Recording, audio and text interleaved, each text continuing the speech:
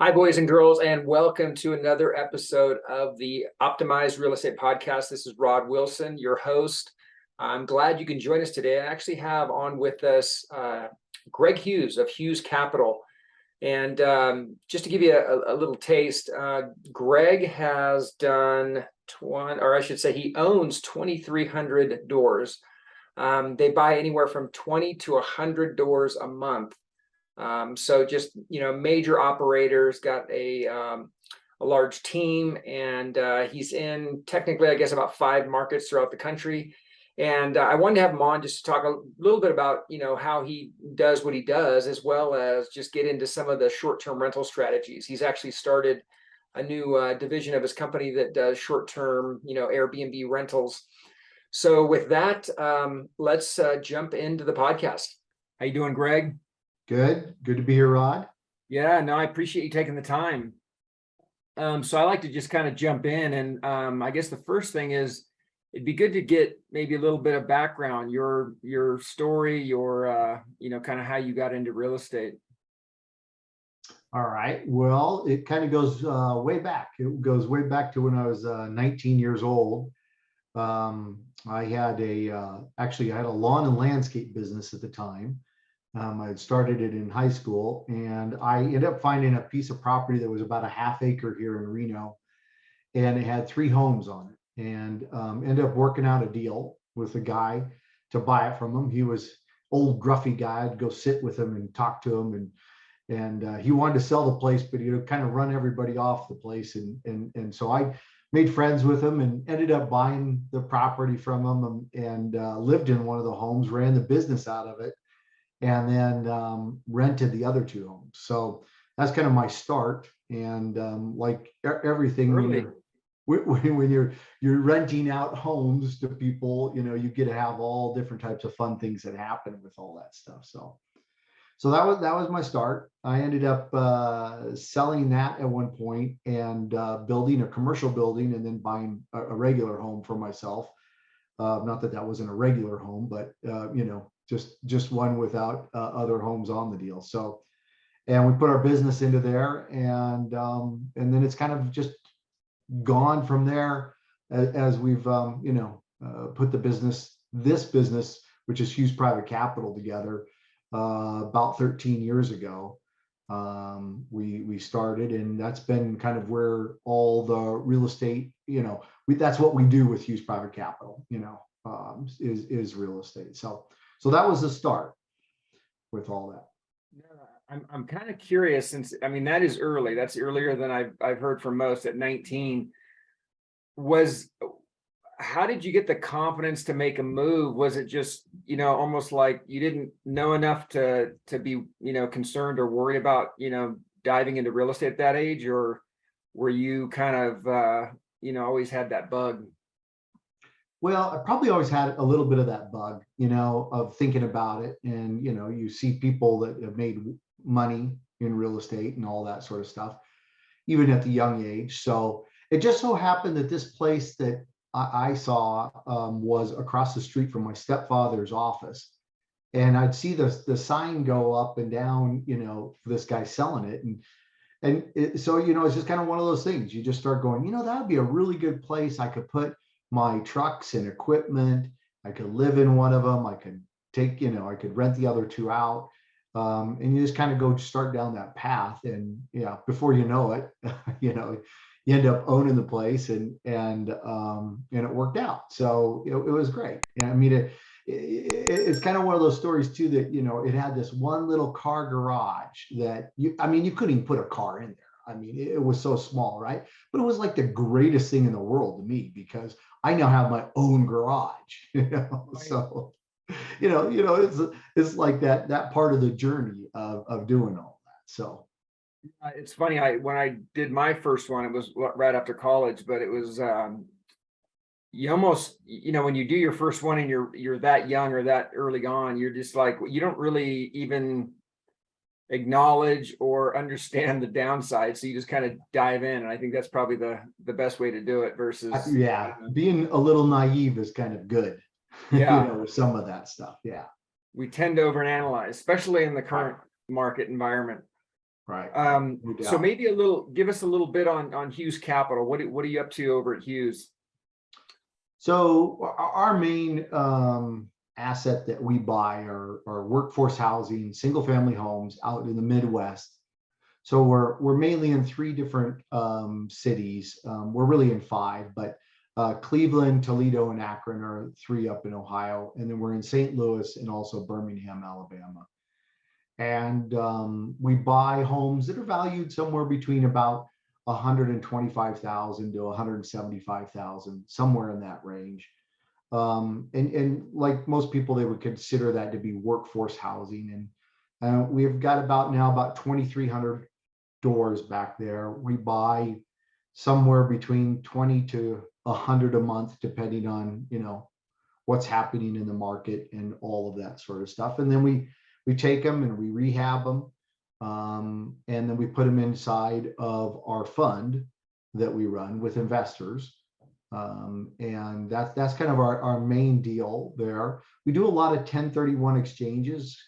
People sell their home, properties, their investment properties, and then they come to us and we sell them homes. And we do something somewhat unique with all of that stuff.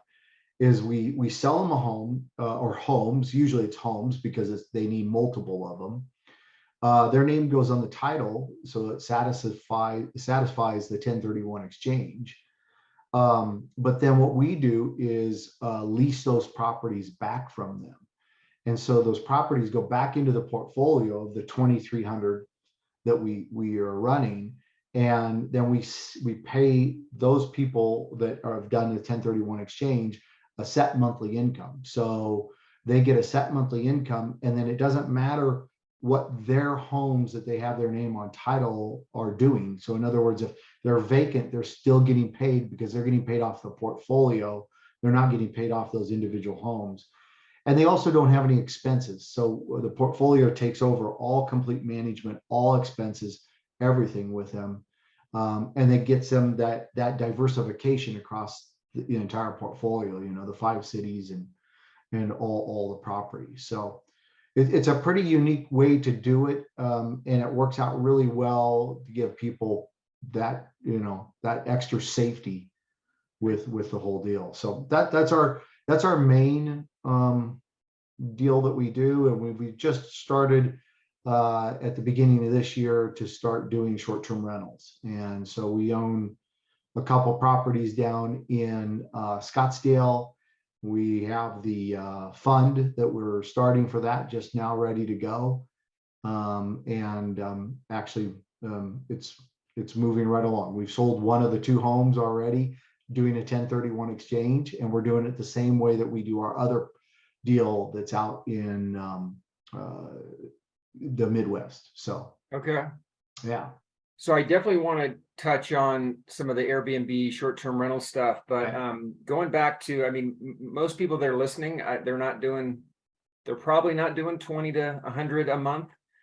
That's a big number. And by the way, your model that you've created, I think is kind of brilliant.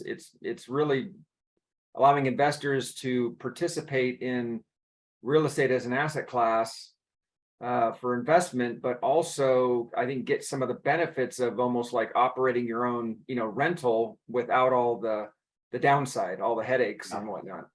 Right. Very, very cool model. So those 20 to 100 a month, I guess one of the main questions that come to my mind is just how do you find that many good deals? Well, we have a buy box, so we do that, and really the main deal is just having a lot of people looking. So we have about 160 employees within the business. Probably about, I don't know, maybe 70 or so of them are out in the Midwest. The rest are here in Reno. And so we have acquisition teams, and we're just looking all over the place. We talk to wholesalers all the time. Sometimes we can buy off the MLS. Haven't really been able to buy off the courthouse steps, with everything that's happened with COVID and all of that sort of stuff. But you're just looking for those properties. it depends, sometimes the old deferred maintenance and the big rehabs are the best value, but then they also take the most work, right? So, and that's probably one of our biggest challenges is getting the rehab done on the properties. We have our own construction management and all that, but we don't have our own construction crews. So we're always having to outsource and hire, and, relying on those third party GCs and everything else, as we all know, is not always the easiest thing to do. Right. It's kind of like herding the cats, right? And making all that happen. So it's a challenge. I mean, there's no ifs, ands, or buts about it. It's really hard, and some days it works really well, and other days it's really doesn't work at all. Right. So a lot of moving parts. Crisis management. Yeah. There's always something going sideways in real estate, and you're doing it at a pretty big scale. Yeah.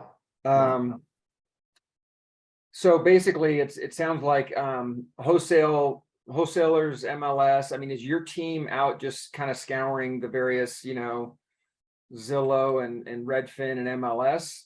Is that what a lot of those folks are doing, or are they out working with agents and kind of building the network? Or yeah, we work with agents. Well, because we have in all 5 of those cities, we have our own real estate brokerage, our own property management and the construction management. So you just got all those people looking for different things. I would say our main deal is to find them through wholesalers. That, we've built a lot of relationships there. We do have a direct to seller part of our business. It's somewhat new for us. It's only about probably 4 to 6 months old. So that's helping to find additional properties, on the deal. But it's the same old deal. You're just looking all the time, trying to figure out what's out there. A lot of times we'll be able to buy packages and put those together. And we've got one of those coming through right now. Can't remember where or who we're buying it from, because I'm not really part of that, the details of that part of the business, yeah, just a lot of people looking and trying to always see what we can do. And, we're in 5 cities, so that helps, that helps to find a lot of those properties in making that happen. So. And we've talked about this before, and I've asked the question, how do you manage it all? And I think your response was, it's hard. It's a lot of work, but you just figure it out and you got to do it.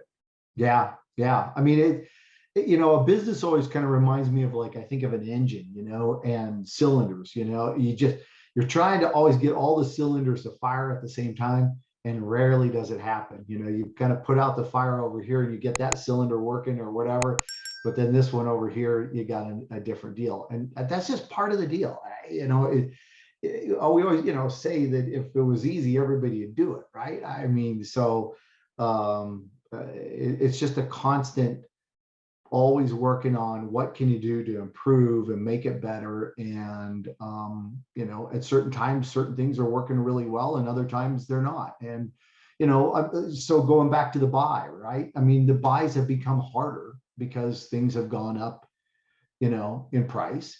Right. So that's making it tougher, but you also have your rent going up as well. So, so if you can, keep those somewhat matched up and make them work, then we're still in pretty good shape. One thing that we've found is buying in the Midwest is that things don't really fluctuate up and down in value a whole lot. Nothing like what we experience on either side of the coast. Right.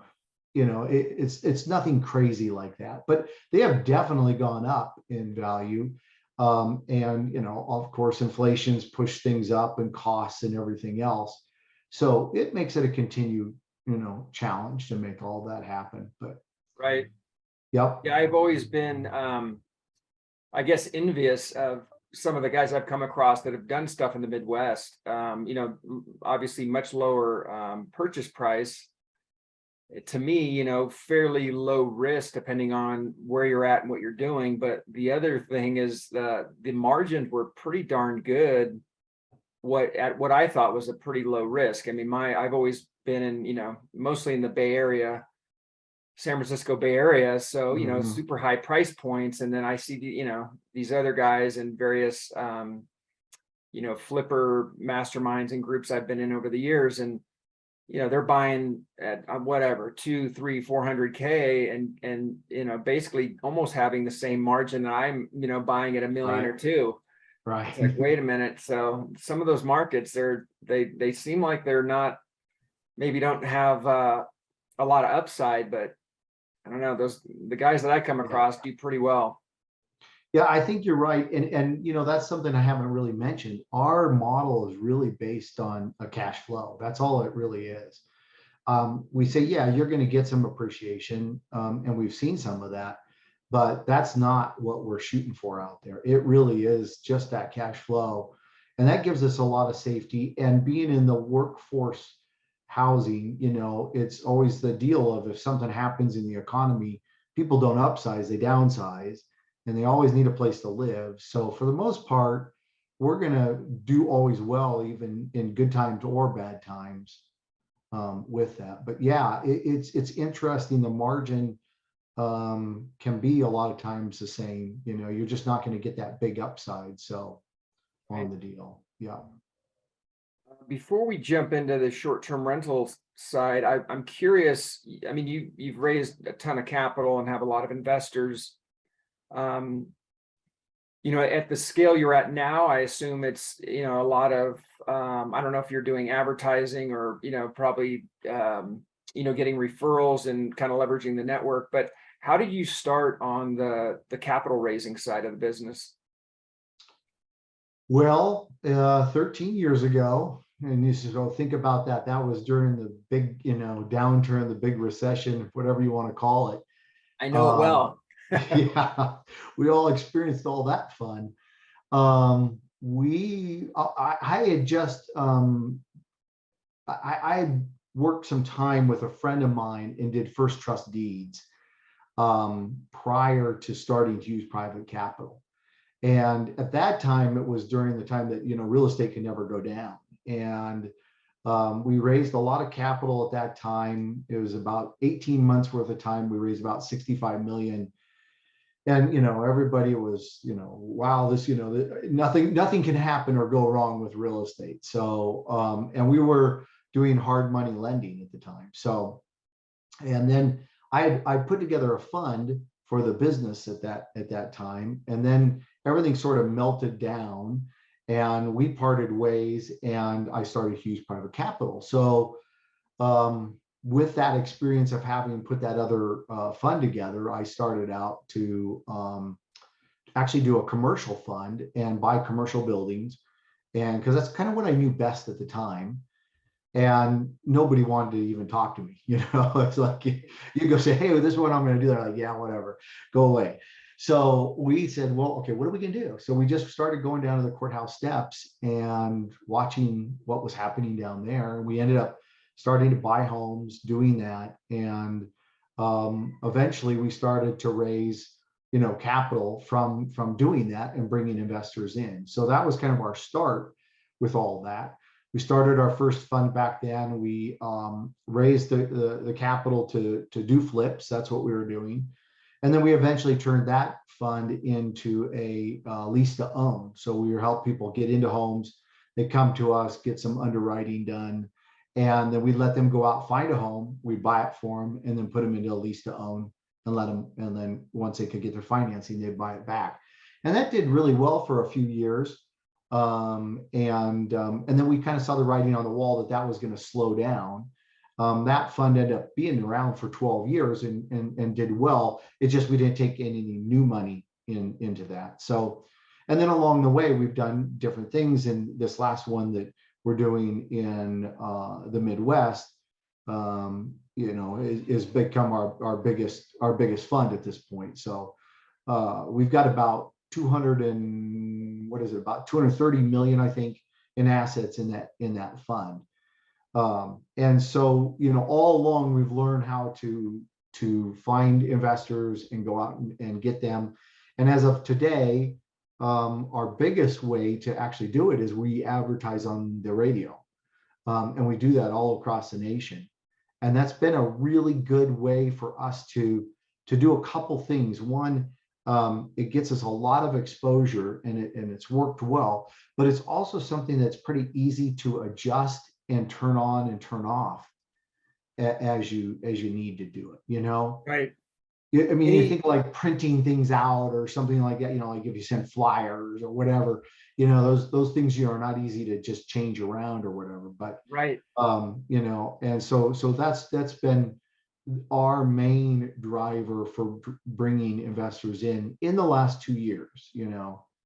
And is that what I mean, is there particular stations, or I'm honestly, I don't even know how that's one thing I've never done. Yeah, No idea how yeah. that Well, works.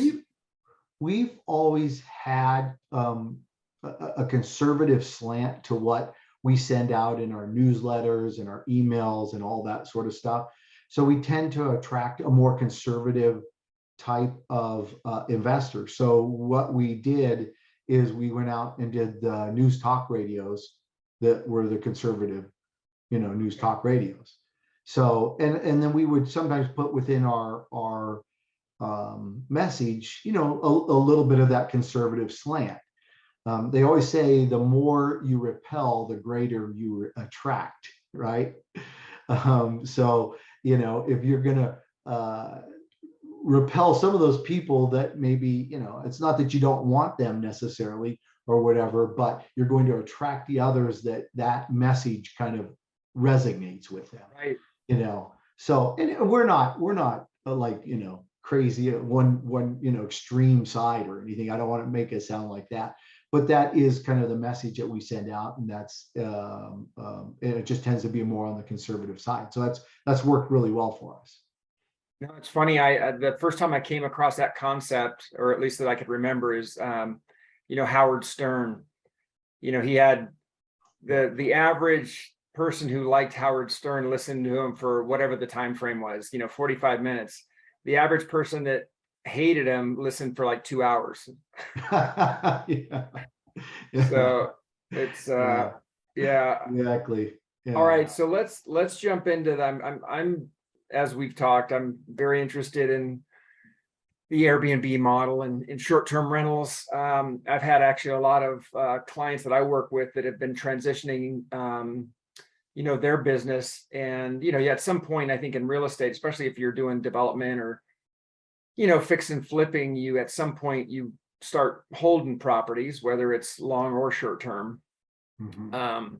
So I see that being a bit of a trend, and it allows you in, I mean, we've seen such a, you know, an increasing market, a seller's market for so long. I think that model over the last few years for sure has become more attractive for a lot of you know, developers or investors, just because you can, you know, you're not so focused on the buy being, you know, incredibly low, because you have to be able to sell on that, you know, short term kind of same Right. market timing. I guess the first thing that comes to mind on the short term is, um, how do you, I know you're in one market today. How did you pick that market when you're looking at like just the metrics and analytics and whatnot? What are kind of the key things that attracted you to Scottsdale?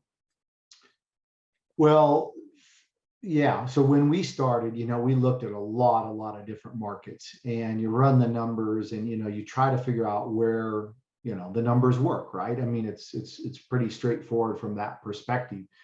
Um, and then and I'll give you a really good contrast here for a couple really good markets. So one of the good markets is in Tennessee. So Gatlinburg, Pigeon Forge, um, really interesting area. It ends up falling on the top of the list for short-term rentals. You'll see it all the time. I wasn't even aware of the place, you know, at all. But you start doing the research, you start looking at all that stuff, and you know, we ended up making a trip back there, checking out many, you know, properties, understanding what the area is like and all that sort of stuff. And then the other contrast is I don't know if it's a contrast, but Scottsdale, Arizona is another really hot top spot, for Airbnb and short-term rentals, etc., on all that. And we do the comparison. And so when you run the numbers, you can just run the numbers to look to see what can I buy the property for? Obviously, what can I rent it out for? What's my occupancy rate going to be on all this? Is the place going to be friendly to short-term rentals or not? All these things, come into play. But one of the things that and this is why I say kind of a comparison on the two, is if you look at Gatlinburg, it's very much a tourist destination. It's sort of like, if people haven't been back there, it's hard to sort of explain. It's a little bit like Disneyland runs down the main street and then it extends on, and there's just all these attractions for people to come and just have a great time, right? But to me, it's also all built on the tourists. So it's a little scary, because I think, if that slows down, where does your short-term rental go from that standpoint? And I mean, it's a very hot place in the manner that it is just packed full. I mean, it's got Dollywood, which is again another humongous attraction to people. So maybe it won't slow down or whatever, but that kind of makes me a little bit more on the nervous side. Now, if you compare that to Scottsdale, Scottsdale is a very, it's not built on that, although it's got tremendous amount of events and attractions and everything there too. But I think it's built on a little bit more solid base. In other words, lots and lots of people live there. You got all the snowbirds that go back and forth, all that sort of stuff, and really a lot of wealth down there as well. So and I couldn't speak to you on this really, like the specific industry and all that sort of stuff, but you just have a very strong base down there, foundation. So those are a couple good examples of what we look for on that. And then you just got to start running all the numbers and seeing, how does it work and where can you buy? And, it's kind of endless in some respects. I don't know if I give you, you just work and work and work it, and see what you can buy the properties for, see what you're going to have to do for the rehab, all the same things that you do for a long-term rental, but you're just running short-term, numbers with all that. So I've always kind of wondered about some of these just vacation tourism areas where that's really all they have. So that's a good point, because we lend in various markets, and you look at population, like people that actually live there, and they're just tiny, no real industry, but super desirable tourist location, and some are even really seasonal. But it's nice to have a market where you have more going for it than just tourism. yeah. I don't know, in some of these, I don't know what can actually happen. It's going to, I mean, we saw COVID obviously have a dramatic effect on tourism early on, but, things are kind of back to normal. It's like, what does it take to, to have that market slow down from a rental perspective? Yeah. Yeah. So what would you say are the top? I mean, obviously, it's purchase price, it's what you can get in rents. And I'm also kind of curious, like what tools and apps and stuff you guys use, but what are the top numbers that you look at when analyzing either a market or even just an individual deal? Well, it really does fall into exactly, those basics, right? You got to say, what can I buy the property for? What's it going to take to get this property to the standard that I need it to be, whether that's the rehab of the property or, the furnishings and everything else, all the amenities that you're going to add in there. We tend to use AirDNA to run almost all of our numbers. They're going to give us the best comparables for what our daily rate's going to be and what our occupancy can be. And then they're going to give us the comparable properties that would be for the one that you're looking at. And then you pretty much have to go through those properties and try to say, is it good comparable or not? Because they're not always. A lot of times they're really far off from that standpoint. And then understanding our expenses that we're going to have with that, and then just running those numbers to see if that's gonna make or break what you're going to be able to do there. So your other piece that is super important is understanding where you're buying, because there's not a lot of love for short-term rentals with the neighbors, right? Some are just really against it, and other people, for the most part, it's always what gets abused. That's the problem. And so, if you're buying somewhere and you're going to run it the right way, you're going to be just fine. But what you want to watch out for is, HOAs, places that can, change on a dime and actually make it illegal for you to have a short-term rental. That's a really big deal. And it's a kind of a constant battle, and kind of having to watch for that all the time, even once you're doing it. Right. You related to that, because that's, I know there's markets that it's virtually impossible to do, short-term rentals, or, certain cities or counties, right, or municipalities. Or just locations, right? I mean, yeah. Right. Yeah. So do you, like, what's kind of the first step? Do you go to, is there usually, most cities, they publish that online, or do you have to talk to like planning or look at zoning, or what's from making sure you're not in an area that's going to be, I mean, I guess things can always change, but what do you typically look for? Yeah, from that standpoint, really, probably the easiest is to just start looking in the area that you're interested in, but search for properties that are not in HOAs. I mean, I think that's your biggest deal. So can you find them? When you find them, is it going to be the right property? And then you can start to search. You can just start to do a Google search and find out if there's restrictions beyond that.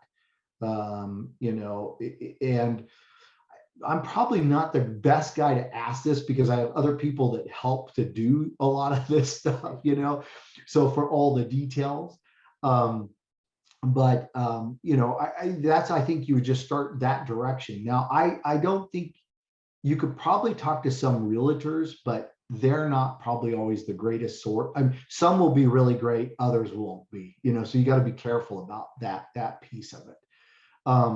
But I think the deal there is to really get a kind of an understanding about the city itself, and to search and find the properties that what you think might start to work.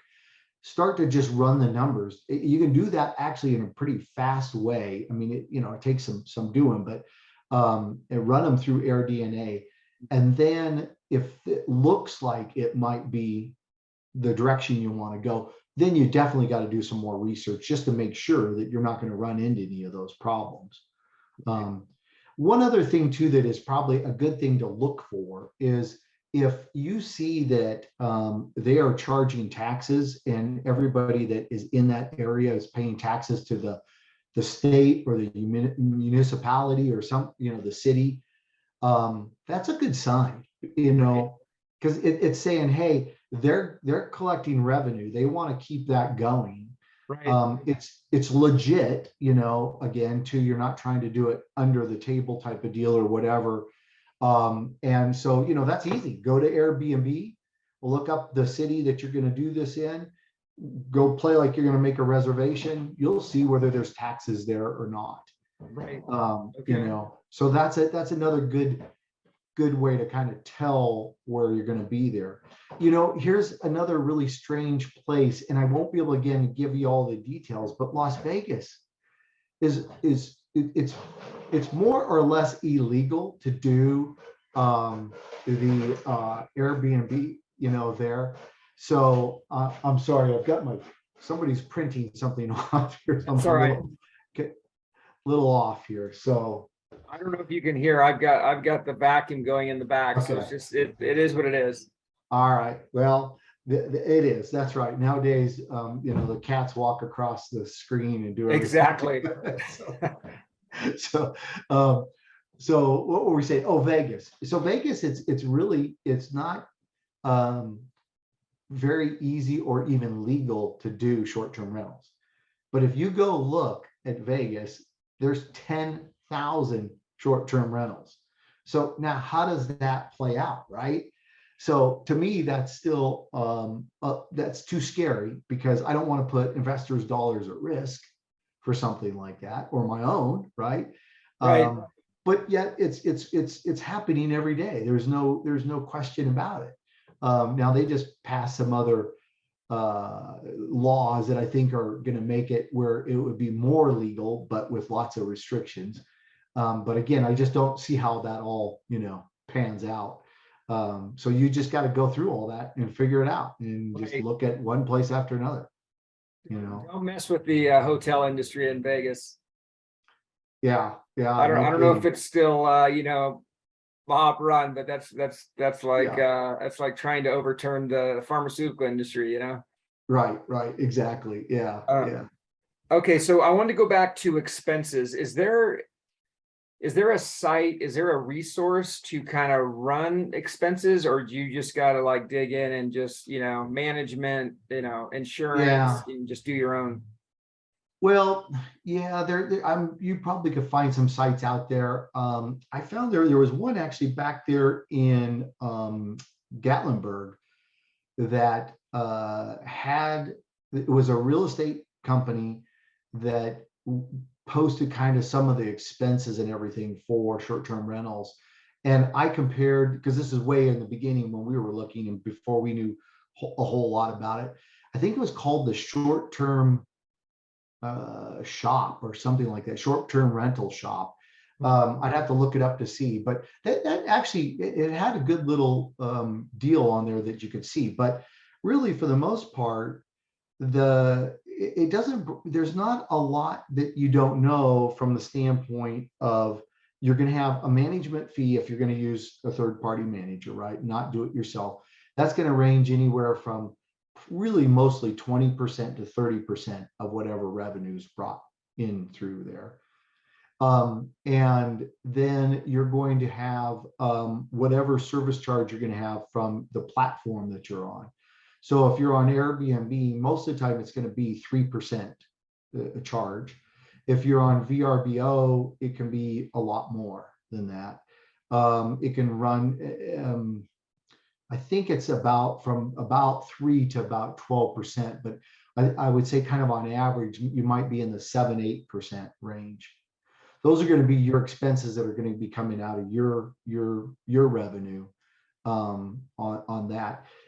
Then the other expenses that are, so Airbnb tends to charge the guests 14 to 15%, but that's not coming out of your revenue. So that's just part of the deal. Of course, the taxes can be paid for by your guests. Your cleaning fees can be paid for by your guests, depending on how you run that. And then the rest of your expenses really are just the normal real estate, right? So property taxes, repairs and maintenance, what's it going to take to do that? If you're trying to figure out what does it take to furnish the place, we've been running right around about $25 per square foot. Now ours tend to be a little bit more on the high end. The properties we're buying are ranging from $1.5 million to $2.5 million. So, we're really making sure that they're nice and they got all the amenities with that. So 25 bucks a square foot, that's furnishing, not any kind of rehab or anything. yeah, exactly. Yeah. Just getting all your stuff in there, all your artwork, and we add arcade games into our properties. We usually set up the garages so that they have air conditioning in them, because remember, we're in Scottsdale, and And then we usually set those all up with a lot of fun. You put in the foosball tables, you put in ping pong tables, pop shot. We even have one with skee ball in it. But then we also bring in some really cool arcade games. So like the sit down racing game. Yeah. We've got the stand up ones that have like 9,000 games on them, that you can play with 4 players. But the other really cool thing is that we found is virtual, what would you say, virtual 4K pinball. So it's a real pinball machine, but it's got 337 pinball games on it. And so it's got a TV screen on there, and you pick whichever pinball game you want, and it becomes completely 3D virtual pinball with the feel, the touch, the shaking, the ball. It looks just like a real pinball machine. And it is a real pinball machine, but whatever game you put on there is done through a 3D, TV screen, basically, So, which is really cool. But those are the things that I think kind of help to offset you. And again, this depends on what you're trying to do, right? I mean, if you're doing a 2-bedroom for $150 a night, you don't want to add these things in there. But, these are a little bit more on the high end, and, that helps to kind of differentiate yourself from the other, short-term rentals. No, that's definitely one of the things I wanted to ask you and cover, is just some of the amenities and how do you rise above the noise of all the other options. So is there anything else from a marketing perspective? I mean, it's kind of real estate 101. It's, have really good photos. It's, obviously you've got yours furnished and staged impeccably. Are you providing any other information, just assuming someone's coming to Scottsdale from, never been there, out of the area, getting them familiar with all the activities and things to do? Or what are some of the other ideas? Yeah, we send out a kind of a guide to them that shows them a lot of what's going to be where they're going to be, what kind of activities are out there. That's it doesn't, the beauty there is you put that together once and you can now share that the entire time, unless you're of course in a bunch of different cities or whatever, right, from that. But yeah, I mean, that helps. I mean, most people that are probably coming have some type of an idea of what they're going to do or whatever. But we try to provide what are the closest restaurants, what kind of food do they have, things that are like that will help them to have a little bit better understanding of when they're going to show up, what's going to be there on that. I'm trying to think what else, that's out there. You're right. You kind of say that's at real estate 101, getting good pictures and that sort of stuff. But you can't believe how many people actually have short-term rentals and don't do that.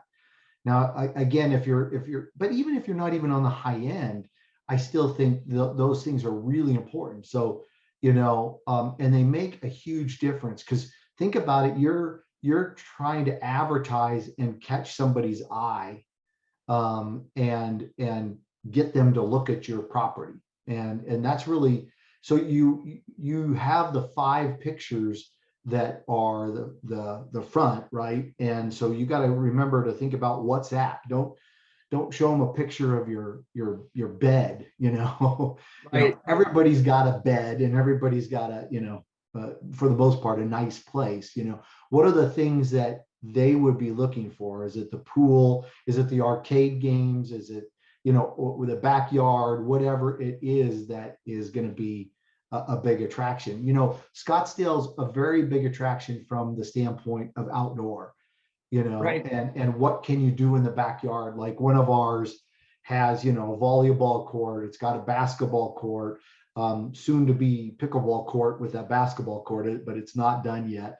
That's cool. A putting green, and, the pool. And so a lot of outdoor activity and making that fun. So that's another good way to set yourself apart if you've got the property that allows for that, Yeah, you got to justify the expense of all that. But Yeah. Man, I want to stay in one of your places though.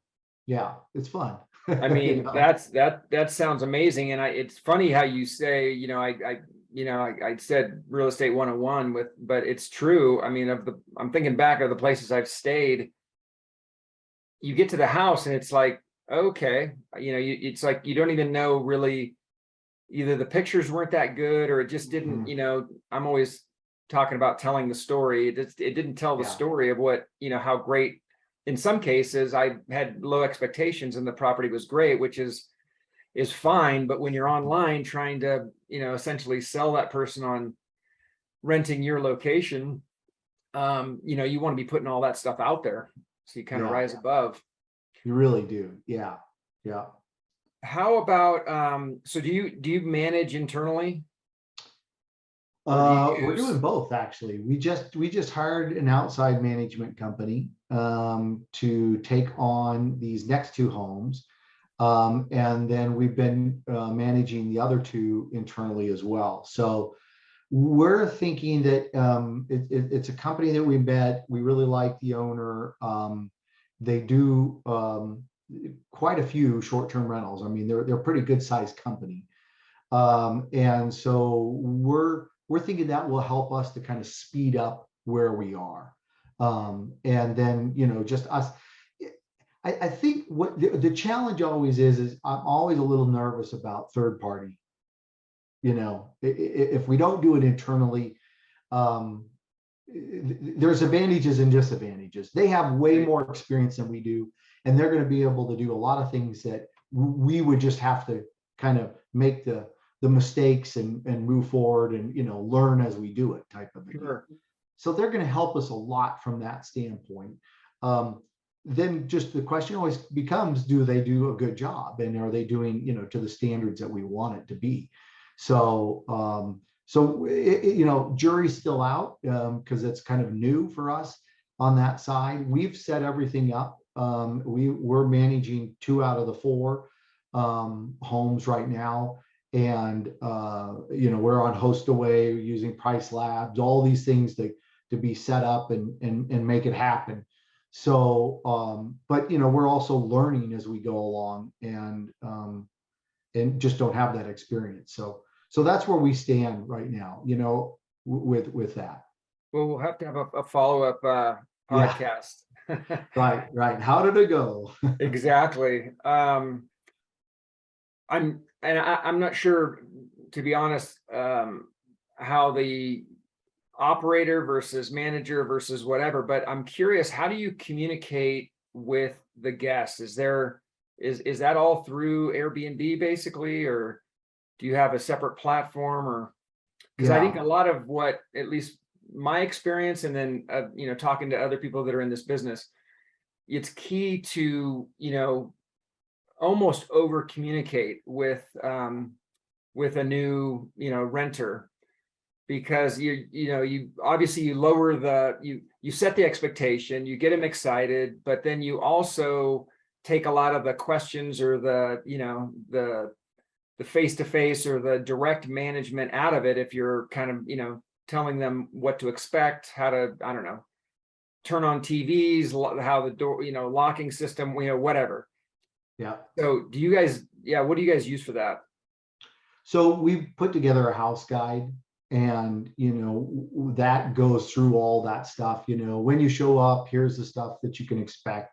Here's how to use the Wi-Fi. Here's how to use the TV. Here's how to get in contact with us, and doing all that.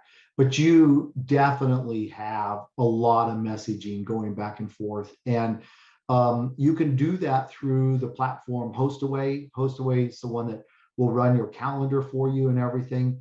But in our case right now, we're just on Airbnb on purpose, and not on any other platform with what we're doing with the homes right now. And so for the most part, you're just doing your messaging back and forth through Airbnb. And there is quite a bit of that. You're going to try to set your expectations for your guests as best as you can, but it's amazing how many little messages go back and forth.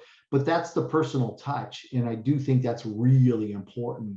You can automate some of that, and there's nothing wrong with that, but you certainly have to be available and be able to answer most of those questions. And there's really more than you think. It's not like it's happening all the time, but it's pretty frequent. And you're gonna hit a limit too. So if you have, I don't know what it would be, but I think between about 10 to 12 homes, you're probably gonna have one person managing that, and that's gonna be it, because it's 24/7. And yeah, I've heard a lot of the stories, it's just doesn't turn off. Yeah. Yeah. So I've had meetings with investors, and they've had to reschedule because in this case, it was a kid put a tennis ball down the toilet. So yeah, perfect. the plumber couldn't even figure it out. And so she had to, run out there and kind of figure it out, because obviously the kid didn't say what he did, and they couldn't figure out why, blah, blah, blah. Right. So any other tools that you guys use? You mentioned obviously Airbnb, HostAway, Price Labs, AirDNA. Anything else come to mind? We haven't set up any kind of a direct booking yet. You can do a direct booking through HostAway, but we haven't set up like our website or any of that sort of stuff. We're not to that point yet. So you could obviously, utilize those. I don't know anything off the top of my head to tell people. Price Labs, we haven't talked about that. Again, what we've done is we've looked through and tried to pick what we thought were the best programs. Price Labs helps you to price all your properties, and it will do it way out into the future for you. I will tell you, pricing to me is almost like a little bit like I don't know if I want to call it a black box or a magic box, but I think you have a lot of, you can do really well if you work your pricing, but you got to work it, and then you also have to kind of understand it and know it. And again, that's probably where some experience always comes in, and you just don't have it until you have it, type of a deal. And where maybe a third-party property manager, if they're good, again, can really help you to get the right pricing, because it is an art to it. And knowing what you can get and not get, and bring your occupancy up, and doing all that sort of stuff, or down. I mean, sometimes you don't even want the occupancy to be as high, because you can charge a higher price, have less guests, and make just as much money, right? And not as much traffic. So it's really interesting to see how that all kind of works out. And then there's an endless amount of ways that you can change your pricing, discounts on orphan days that fall in between stays, discounts on as they book closer to, right? I mean, and it just goes on and on and on. Yeah. So with all that, I don't have any great tips for you, other than you gotta, if you're going to do it, I would highly recommend that this is not a just set it and forget it type of a deal.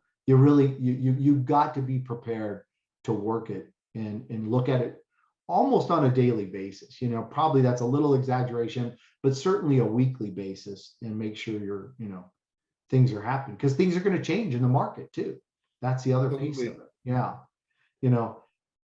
I know you got to run, so I'll maybe we'll close out. Are there any books, podcasts, content, information that you tend to either follow, or you think is good now, or just maybe when you were getting started? Does anything come to mind? Well, one of the things there, it's called IMN, and they put on events for real estate. And they just put one on for short-term rentals down in Austin, Texas. So I would look them up, and if you can get to those events, it's the place to be, because it's IMN. And is it Nancy? Yep, Yeah. exactly. So, Okay. and I don't know what that stands for. They do lots of real estate stuff, but I mean, just search for short-term rental conferences or events, and I'm pretty sure those guys will come up, and there's probably others that are out there. But that was really good, and that was the first one that we've been to on that. Obviously, YouTube's got endless amount of. Sure. The problem there is sifting through them all, right? Yeah. Who knows what they're talking about, and you're trying to pick up on all that. We've just joined a mastermind. I think it's called Legend X. It starts in the end of August for us, and I think that's going to be a huge help. We have talked to a couple different experts, and I just don't have their name or their company Yeah. off the top of my head. But we've tried to get different pieces. There again, it's so hard. I just call them experts, right? It's so hard to know whether they know what they're talking about or not. Right. You get into it and you listen to it, and you just try to pick up a nugget or two a lot of times, but you got to be careful, because I think a lot of times, you're not getting good information. Yeah. So, No, I like this industry a lot, because I mean, I've been in real estate my whole life, but there's in other industries, it seems like there's guys, they'll be the coach. I mean, obviously there's coaches in various things, but I feel like if you're in real estate, you got the bug, you enjoy it. If you get really good at it and you want to, pass on some of that knowledge, there's coaching and training and whatnot, but even those guys tend to still do real estate. It's not like you stop doing real estate. So I'm always telling people, if you're looking for someone to kind of help you out, I mean, the ones that are doing it are the ones you want to follow or work with. yeah. Well, I know you got to run. Greg, I really appreciate the time. This was awesome. How do people find you? By the way, I do read your newsletter, so I assume we can send people maybe to check out your website and subscribe to the newsletter.